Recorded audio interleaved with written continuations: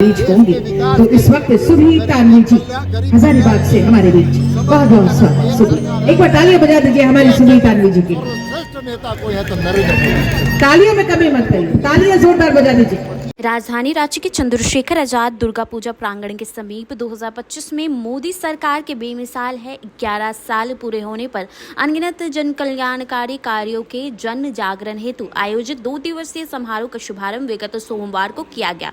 कार्यक्रम की शुरुआत विधिवत रूप से राज्यसभा सांसद दीपक प्रकाश, प्रदेश कार्य समिति सदस्य रमेश सिंह एवं उपस्थित अन्य गणमान्य व्यक्तियों के द्वारा दीप प्रज्वलित कर किया गया। तदुपरांत हजारीबाग के कलाकार के द्वारा बांसुरी वादन, अयोध्या से आए वक्ता एवं गायक धर्मेंद्र पांडे के द्वारा प्रस्तुति, मोटिवेशनल स्पीकर सहित सनातन संस्कृति के बोध और जागृत करने वाले विषय पर सांस्कृतिक संध्या का प्रस्तुति किया गया। साथ ही पीएम मोदी के कार्यकाल का 11 वर्ष होने पर कार्यक्रम स्थल पर प्रदर्शनी भी लगाई गई है। इसमें ब्रह्मोस मिसाइल, पीएम मोदी, भारत माता सहित प्रधानमंत्री के 11 साल की जन सरोकार की उपलब्धियों को दर्शाया गया है। बीच होंगे। तो इस वक्त सुभी तानवी जी हजारीबाग से हमारे बीच, बहुत बहुत स्वागत सुभी। एक बार तालियां बजा दीजिए हमारी सुभी तानवी जी की। श्रेष्ठ नेता कोई है तो नरेंद्र मोदी। तालियों में कमी मत करिए, तालियां जोरदार बजा दीजिए। 25 करोड़ लोगों को गरीबी रेखा के बाहर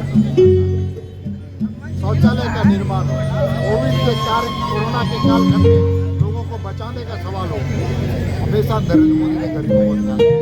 इनकम टैक्स मध्यम वर्गों को रिलीफ देने का काम किया और इसलिए 11 वर्ष हम सब लोग त्यौहार के रूप में मना रहे हैं। और हमारे भाई रमेश जी जो हमेशा कार्यक्रम करके जनता के दिलों में बसने का काम करते हैं, इतना अच्छा बेहतरीन कार्यक्रम आज कलाकारों के द्वारा, और इसका श्रेय अगर किसी का जाता है तो हमारे मित्र, हमारे दोस्त, यशस्वी नेता भाई रमेश जी को जाता है। उनको भी मेरी ओर से ढेर सारी शुभकामनाएं। आने पर अब कर पाएंगे और सफल हो पाएगा।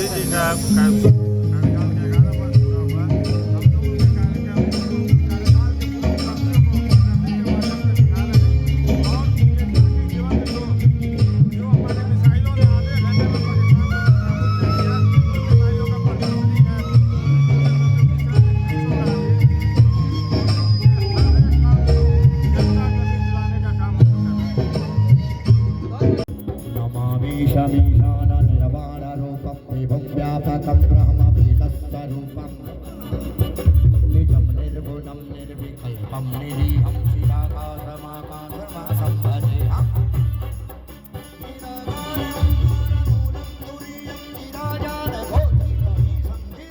करालं महाकालकालं त्रिकालं गुणागार संसारपारं नतोऽहम् तुषारादिशं वासगौरं गम्भीरं मनोभूतकोटिप्रभाश्री शरीरं नमालिकल्लोलिनी चारुगङ्गालसदबालमाने दुःखे भुजं चलत्वञ्जलं तं विशालं सन्नानरमणीलं दयालं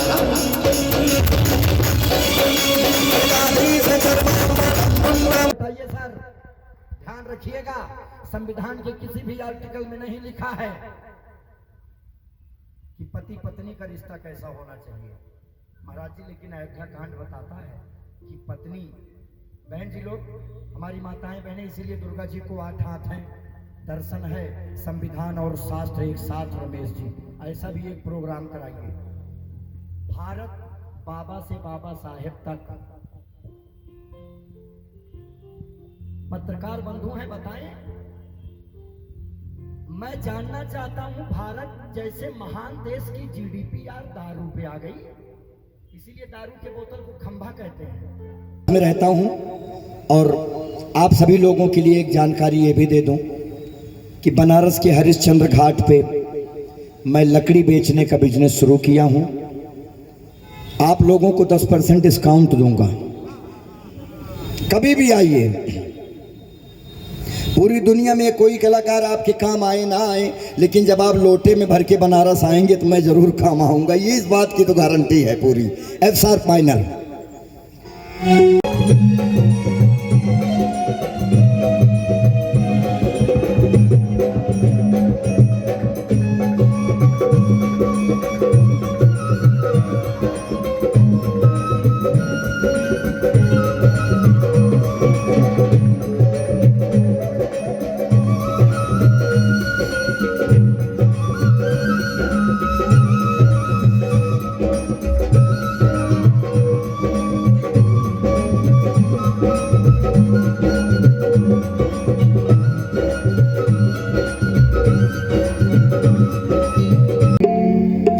भारत का राजनैतिक और आध्यात्मिक दोनों जगत छूते हुए चलते हैं।